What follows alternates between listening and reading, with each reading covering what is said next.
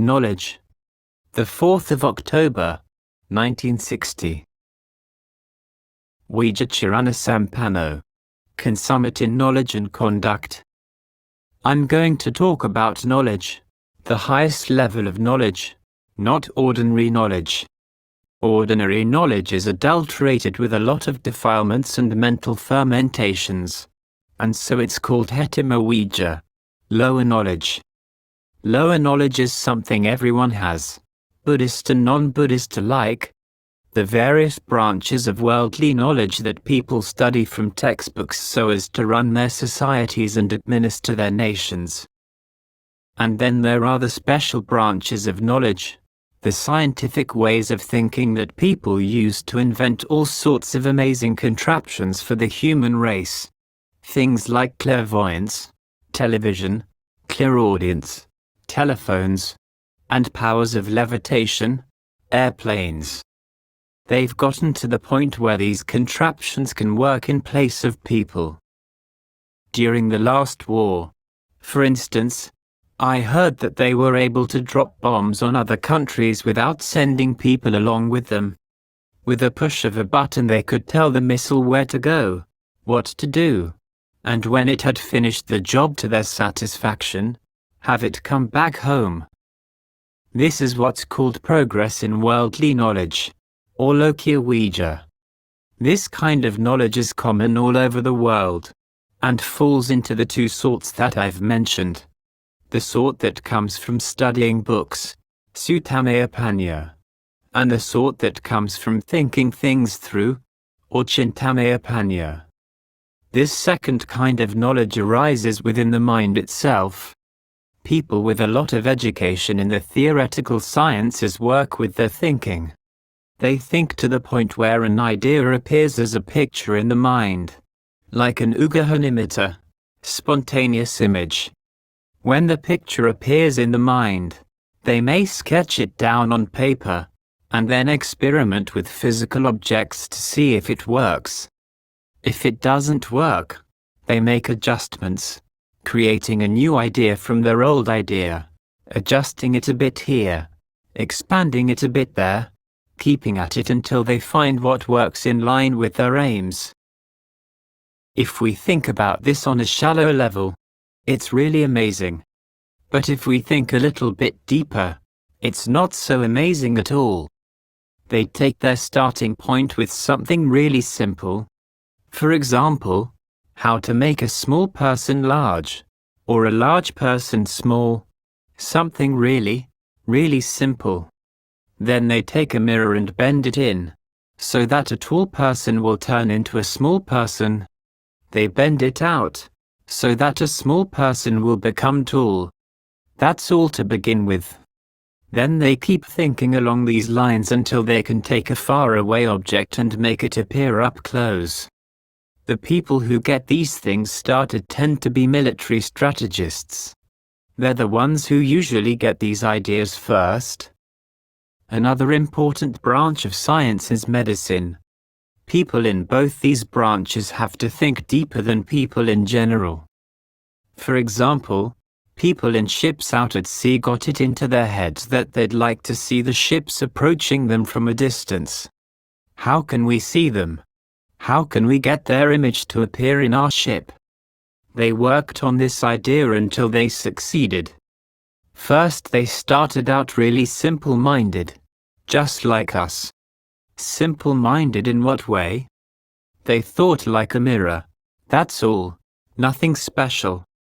They put a mirror up high on a mast, and then had a series of mirrors pick up the image in the first mirror, and send it on down into the ship. They didn't have to look in the first mirror. They could look at a little tiny mirror down in the ship and see ships approaching from far away. That's all they used in the beginning. After a while they made a single mirror in waves. When an image hit the top wave, the next wave picked it up and sent it on down the waves of the mirror into the ship. They kept thinking about this until now. No more. They have radar, a tiny little box that doesn't use a series of mirrors, and doesn't use a mirror in waves, but can still pull the image of a faraway ship and make it appear in your ship. This is how knowledge developed to a high level in the sciences. As for medicine, doctors these days are researching into how they can keep people from dying. Lots of people are doing the research, but no one has found the solution. No matter how much research they do, people are still dying. They haven't succeeded in making people live longer than their ordinary span. This is another branch of knowledge that comes from thinking and not from textbooks. And there's still another branch that's moving even further out. But how far they'll get is hard to say. These are the people who want to go and live on Mars. It must be really nice up there. But the chances of their succeeding are small. Why small? Because the people aren't really sincere. And why aren't they sincere? Because they're still unsure and uncertain. The idea isn't really clear in their heads. This uncertainty is what gets in the way of success. So this is the second level of worldly knowledge, the level that comes from thinking and ideas, or Chintamaya. But in the final analysis, neither of these two levels of knowledge can take us beyond suffering and stress. They're the type of knowledge that creates bad karma about 70% of the time. Only 30% of the time do they actually benefit the human race. Why only 30%?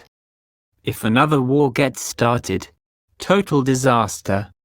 The kinds of knowledge that are really useful, that give convenience to human transportation and communication, are few and far between.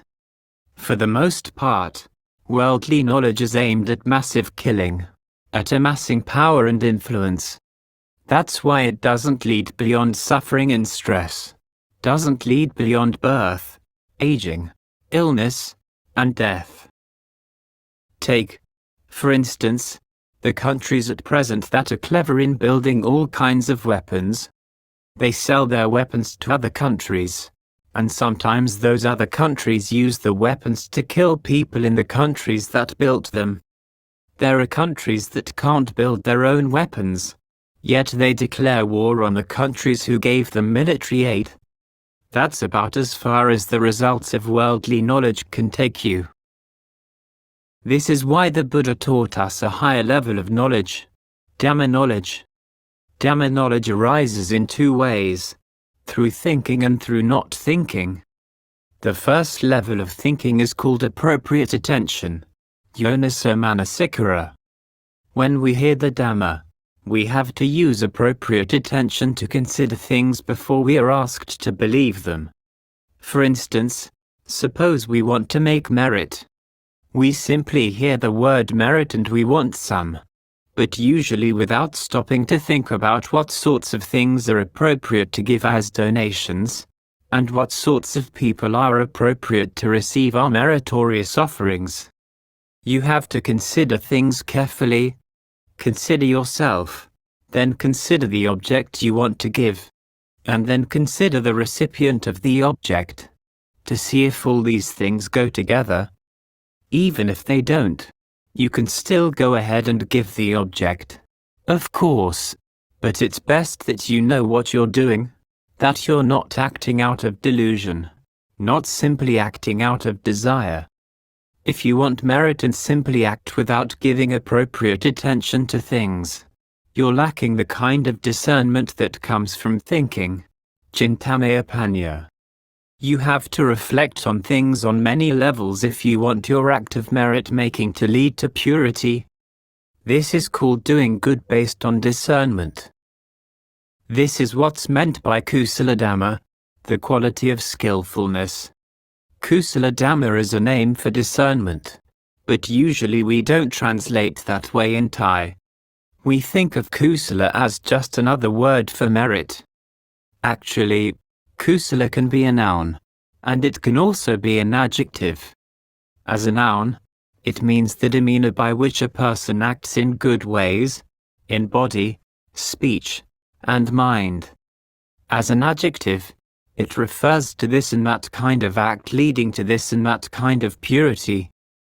When we apply it to discernment, it means kusalopeya, a skillful strategy. When we do anything at all, we have to use our discernment to consider things from every angle before we act, so that our actions will give complete results. This is called having a skillful strategy for giving rise to goodness within ourselves in full purity. This is why the Buddha taught us to start out by using appropriate attention in considering things over and over, around and around many times. Only then, when things are really clear in the mind, should we act. It's the nature of things that the more you walk back and forth on a path, the more smooth it gets worn. When the path gets worn really smooth, you can see the door at the far end. If you walk back and forth many times, the grass and weeds on the path will die, and knowledge arises. You learn which plants growing on the side of the path can be eaten and which ones can't. As the path gets worn more and more smooth, you gain all sorts of benefits. 1. It doesn't hurt your feet to walk on it. 2.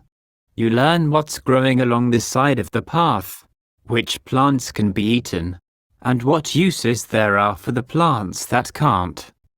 You might be able to make them into compost. As for the plants that can be eaten, if there's more than enough for you to eat, you can take what's left and sell it on the market. These are called side benefits. In addition, when you're in a hurry, you can run easily along the path. If you need to rest, it doesn't hurt to sit on it. If you're sleepy, and the path is really smooth, you can lie right down on it. If a snake or an enemy crosses your path, you can run quickly in the other direction. So there are all sorts of good benefits.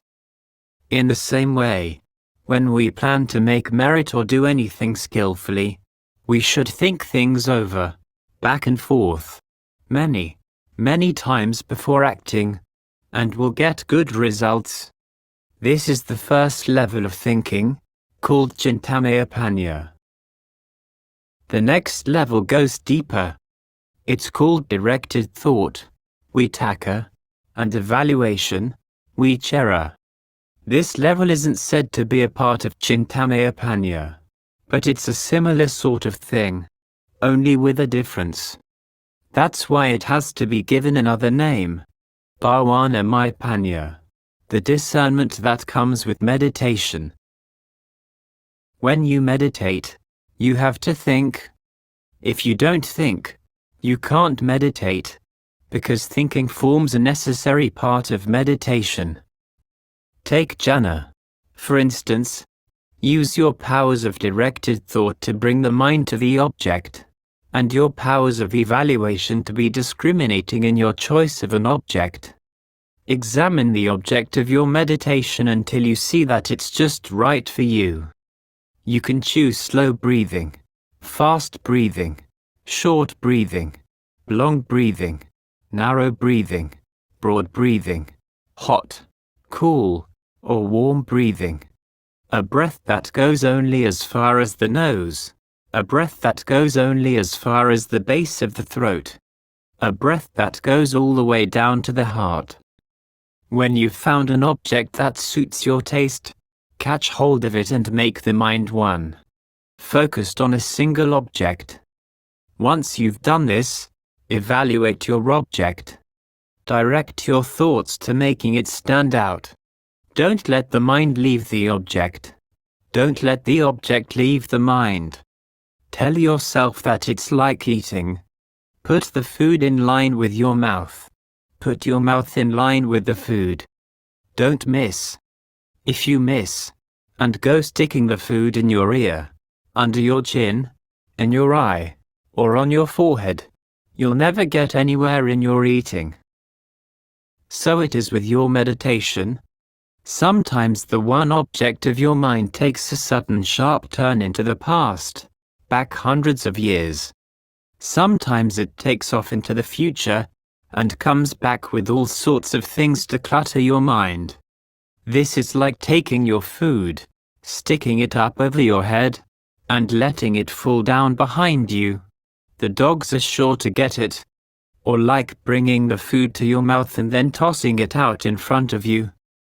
When you find this happening, it's a sign that your mind hasn't been made snug with its object. Your powers of directed thought aren't firm enough. You have to bring the mind to the object and then keep after it to make sure it stays put. Like eating. Make sure the food is in line with the mouth and stick it right in. This is directed thought. The food is in line with the mouth. The mouth is in line with the food. You're sure it's food. And you know what kind it is, main course or dessert, coarse or refined. Once you know what's what, and it's in your mouth, chew it right up. This is evaluation, examining, reviewing your meditation. Sometimes this comes under threshold concentration, examining a coarse object to make it more and more refined. If you find that the breath is long, examine long breathing. If it's short, examine short breathing. If it's slow, examine slow breathing. To see if the mind will stay with that kind of breathing. To see if that kind of breathing will stay with the mind. To see whether or not the breath is smooth and unhindered. This is evaluation. When the mind gives rise to directed thought and evaluation, you have both concentration and discernment. Directed thought and singleness of preoccupation, ekagaturamana, fall under the heading of concentration, evaluation, under the heading of discernment. When you have both concentration and discernment, the mind is still and knowledge can arise. If there's too much evaluation, though, it can destroy your stillness of mind. If there's too much stillness, it can snuff out thought. You have to watch over the stillness of your mind to make sure you have things in the right proportions. If you don't have a sense of just right, you're in for trouble. If the mind is too still, your progress will be slow. If you think too much, it'll run away with your concentration. So observe things carefully. Again, it's like eating. If you go shoveling food into your mouth, you might end up choking to death. You have to ask yourself, is it good for me? Can I handle it? Are my teeth strong enough? Some people have nothing but empty gums and yet they want to eat sugarcane. It's not normal. Some people, even though their teeth are aching and falling out, still want to eat crunchy foods. So it is with the mind. As soon as it's just a little bit still, we want to see this, know that, we want to take on more than we can handle. You first have to make sure that your concentration is solidly based, that your discernment and concentration are properly balanced. This point is very important. Your powers of evaluation have to be ripe, your directed thought firm. Say you have a water buffalo, tie it to a stake, and pound the stake deep into the ground. If your buffalo is strong, it just might walk or run away with the stake, and then it's all over the place. You have to know your buffalo's strength. If it's really strong, pound the stake so that it's firmly in the ground and keep watch over it. In other words, if you find that the obsessiveness of your thinking is getting out of hand, going beyond the bounds of mental stillness, fix the mind in place and make it extra still, but not so still that you lose track of things. If the mind is too quiet, it's like being in a daze. You don't know what's going on at all. Everything is dark, blotted out. Or else you have good and bad spells, sinking out of sight and then popping up again. This is concentration without directed thought or evaluation, with no sense of judgment, wrong concentration. So you have to be observant. Use your judgment, but don't let the mind get carried away by its thoughts. Your thinking is something separate. The mind stays with the meditation object. Wherever your thoughts may go spinning, your mind is still firmly based, like holding onto a post and spinning around and around. You can keep on spinning, and yet it doesn't wear you out. But if you let go of the post and spin around 3 times, you get dizzy and, bang, fall flat on your face. So it is with the mind. If it stays with the singleness of its preoccupation, it can keep thinking and not get tired, not get harmed. Your thinking is Chintamaya Panya. Your stillness, Bhavana Maya Panya. They're right there together. This is the strategy of skillfulness, discernment on the level of concentration practice. Thinking and stillness keep staying together like this. When we practice generosity, it comes under the level of appropriate attention. When we practice virtue, it comes under the level of appropriate attention. And when we practice concentration, we don't lose a beat. It comes under the same sort of principle, only more advanced. Directed thought and evaluation. When you have directed thought and evaluation in charge of the mind, then the more you think, the more solid your mind gets. The more you sit and meditate, the more you think. The mind becomes more and more firm until all the hindrances, nivarana, fall away. The mind no longer goes looking for concepts. Now it can give rise to knowledge. The knowledge here isn't ordinary knowledge.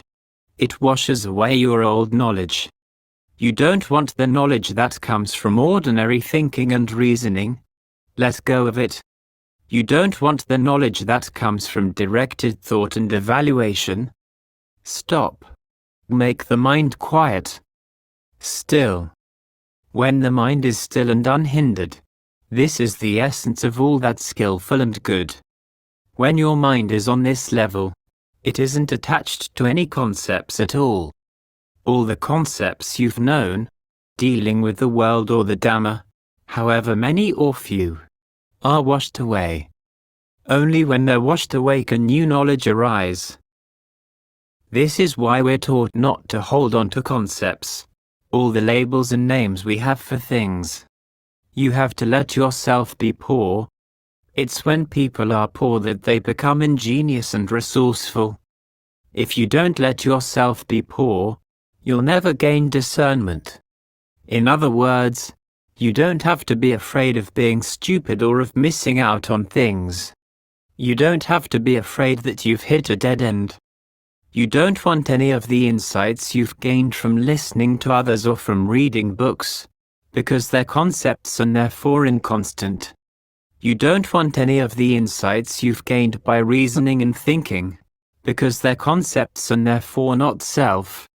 Let all these insights disappear, leaving just the mind, firmly intent, leaning neither to the left, towards self-affliction or being displeased, nor to the right, towards sensual indulgence or being pleased. Keep the mind still, quiet, neutral, impassive, set all. And there you are, right concentration. When right concentration arises in the mind, it has a shadow. When you can catch sight of the shadow appearing, that's Vipassana. Vipassana is the first branch of knowledge and skill in the Buddha's teachings. The second branch is Itiviti, the power of mind over matter. The third is Manometi, the power of mind-made images. The fourth is Dibbachakkhu, clairvoyance. The fifth is Dibbasota, clairaudience. The sixth is Chatoparyaniana, the ability to read minds. The seventh is Pubbeniwasanusatinyana, knowledge of previous lifetimes. And the eighth, Asawakayanyana, knowledge of the ending of mental fermentations. All 8 of these branches are forms of knowledge and skill that arise from concentration. People without concentration can't gain them. That's an absolute guarantee. No matter how smart or clever they may be, they can't gain these forms of knowledge. They have to fall under the power of ignorance. These 8 branches of knowledge come from right concentration. When they arise, they're not called thoughts or ideas. They're called right views. What looks wrong to you is really wrong. What looks right is really right. If what looks right is really wrong, that's wrong view. If what looks wrong is really right, again, wrong view. With right view, though, right looks right and wrong looks wrong. To put it in terms of cause and effect, you see the 4 noble truths. You see stress. And it really is stressful. You see the cause of stress arising, and that it's really causing stress.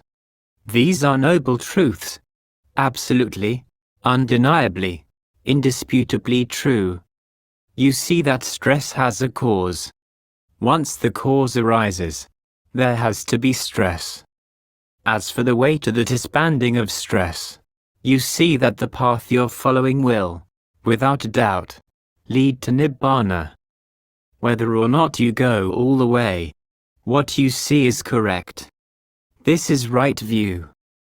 And as for the disbanding of stress, you see that there is really such a thing. You see that as long as you're on the path, stress does in fact fall away.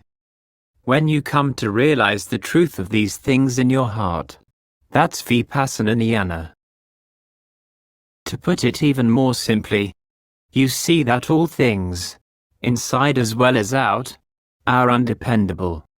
The body is undependable, aging is undependable, death is undependable. They're slippery characters, constantly changing on you. To see this is to see inconstancy. Don't let yourself be pleased by inconstancy. Don't let yourself be upset. Keep the mind neutral, on an even keel. That's what's meant by Vipassana. Sometimes inconstancy makes us happy. Sometimes it makes us sad. Say we hear that a person we don't like is going to be demoted, or is sick or dying. It makes us gleeful, and we can't wait for him or her to die. His body is impermanent. His life is uncertain. It can change, but we're glad. That's a defilement. Say we hear that a son or daughter has become wealthy, influential, and famous, and we become happy. Again, our mind has strayed from the noble path. It's not firmly in right concentration. We have to make the mind neutral, not thrilled over things, not upset over things, not thrilled when our plans succeed, not upset when they don't. When we can make the mind neutral like this, that's the neutrality of right view. We see what's wrong, what's right, and try to steer the mind away from the wrong and toward the right. This is called right resolve, part of Vipassana. The same holds true with stress, whether it's our stress and pain, or somebody else's. Say we hear that an enemy is suffering. Glad to hear it. We think, hope they hurry up and die. The heart has tilted. Say we hear that a friend has become wealthy, and we become happy.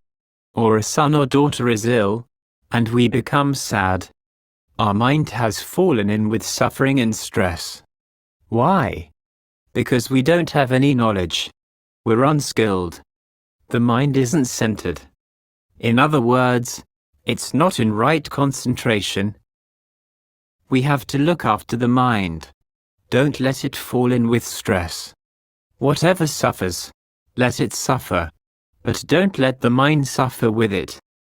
The people in the world may be pained, but the mind isn't pained along with them. The body may be in pain, but the mind isn't pained. Let the body go ahead and suffer, but the mind doesn't suffer. Keep the mind neutral. Don't be pleased by pleasure either. Pleasure is a form of stress, you know? How so? It can change. It can rise and fall. It can be high and low. It can't last. That's stress. Pain is also stress, double stress. When you gain this sort of insight into stress, when you really see stress, Vipassana has arisen in the mind. As for anatta, not self, once we've examined things and seen them for what they really are, we don't make claims, we don't display influence, we don't try to show that we have the right or the power to bring things that are not self under our control. No matter how hard we try, we can't prevent birth, aging, illness, and death. If the body is going to be old, let it be old. If it's going to hurt, let it hurt. If it has to die, let it die. Don't be pleased by death, either your own or that of others. Don't be upset by death, your own or that of others. Keep the mind neutral, unruffled, unfazed. This is Ṭhānisssaro, letting sankharas, all things fashioned and fabricated, follow their own inherent nature. The mind like this is in Vipassana. This is the first branch of knowledge, Vipassana, in brief. You see that all things fashioned are inconstant, stressful, and not self. You can disentangle them from your grasp. You can let go. This is where it gets good. How so? You don't have to wear yourself out, lugging sankharas around. To be attached means to carry a load. And there are 5 heaps, khandhas, we carry. Rupapadana khandho, physical phenomena are the first load. Vedanupadana khandho, feelings that we're attached to are another. Sanupadana khandho, the concepts and labels that we claim are ours are a pole for carrying a load on our shoulder. Sankharupadana khandho, the mental fabrications that we hang on to and think are ours.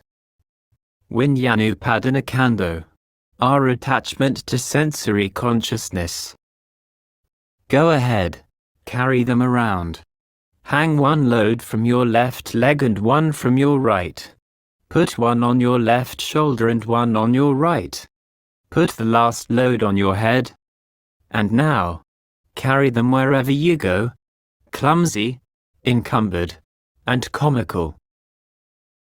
Parahave Panchakanda. Go ahead and carry them. The 5 khandhas are a heavy load. Paraharocha Pugalo. And as individuals we burden ourselves with them. Biradanung Dukung Loke. Carry them everywhere you go. And you waste your time, suffering in the world. The Buddha taught that whoever lacks discernment, whoever is unskilled, whoever doesn't practice concentration leading to liberating insight, will have to be burdened with stress, will always be loaded down. It's a pity. It's a shame. They'll never get away. When they're loaded down like this, it's really pity. Their legs are burdened, their shoulders burdened, and where are they going? 3 steps forward and 2 steps back. Soon they'll get discouraged. And then, after a while, they'll pick themselves up and get going again.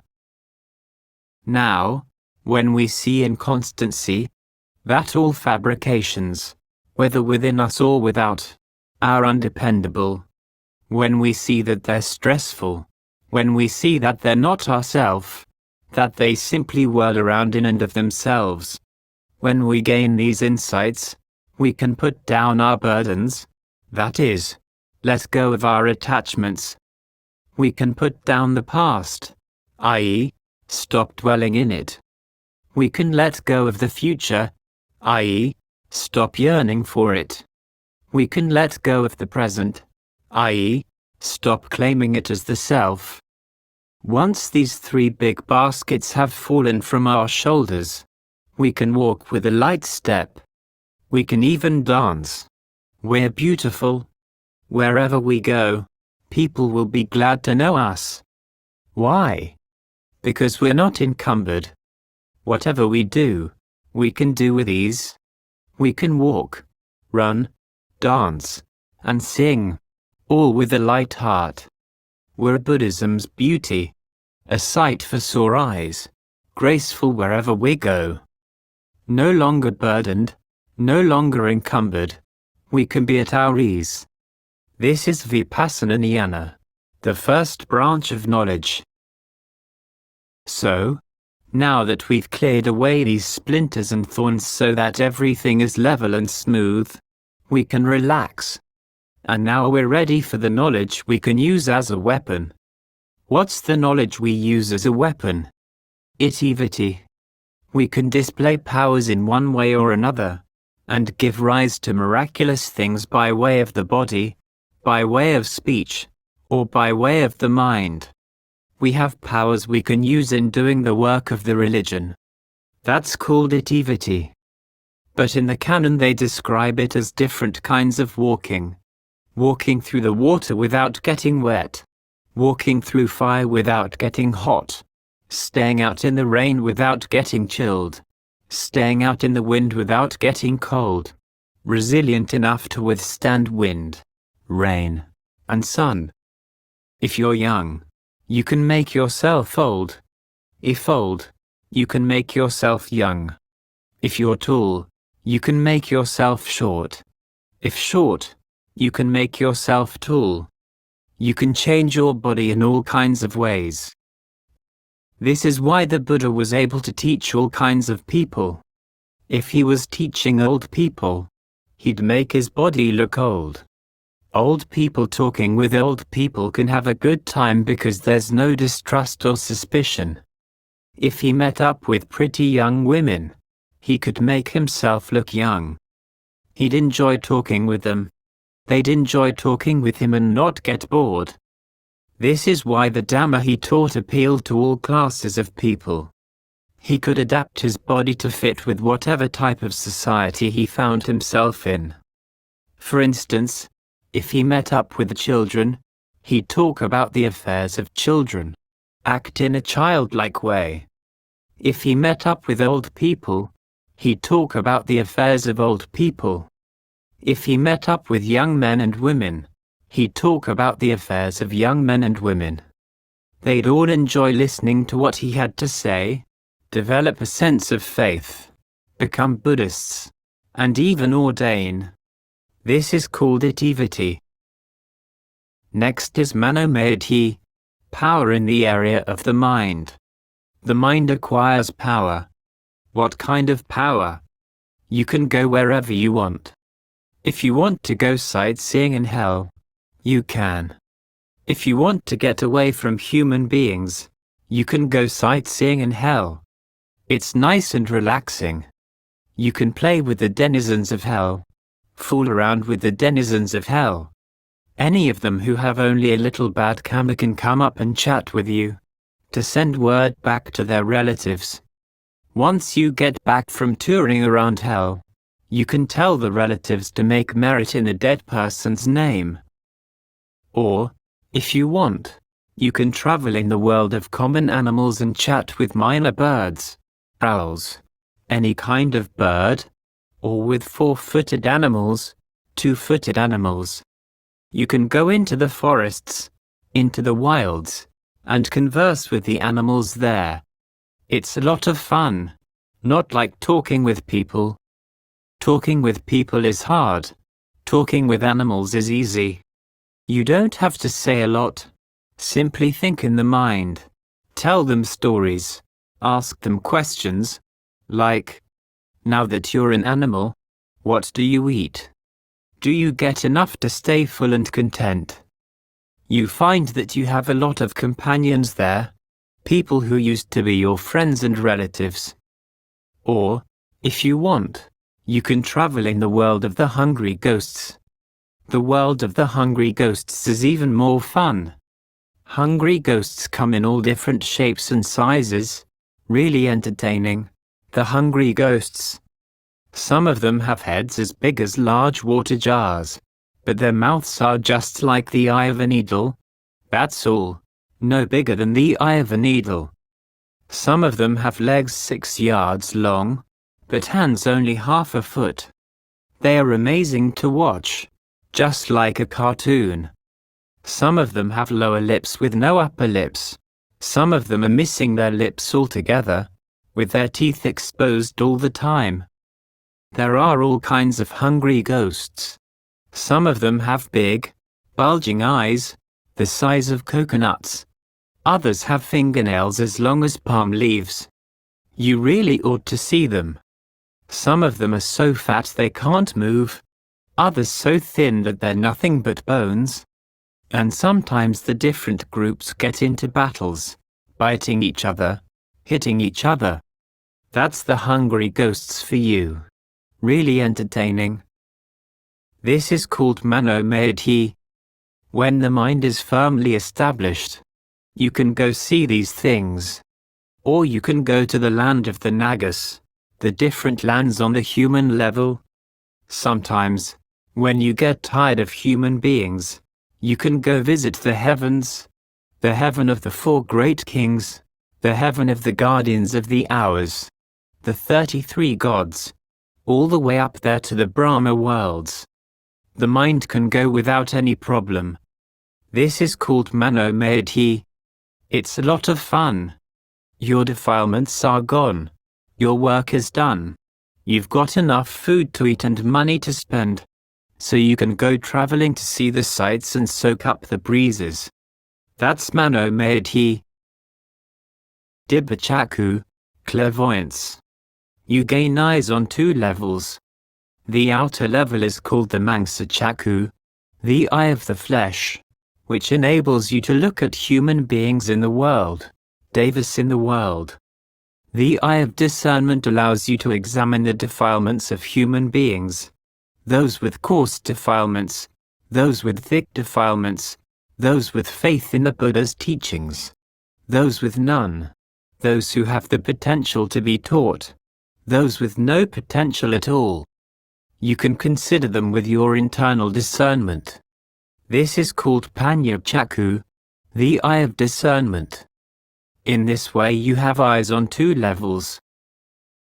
Most of us have eyes on only 1 level, the eye of the flesh, while the inner eye doesn't arise. And how could it arise? You don't wash the sleep out of your eyes. What are the bits of sleep in your eyes? Sensual desire, an enormous hunk. Ill will, another big hunk. Sloth and drowsiness, a hunk the size of a hammerhead. Your mind calms down and begins to grow still. But this hunk of sleep in your eyes is so heavy it makes you nod. This is called sloth and drowsiness. All you can think about is lying down to sleep. Then there's restlessness and anxiety, another hunk of sleep. And uncertainty, still another. When these things get stuck in the heart, how can it possibly be bright?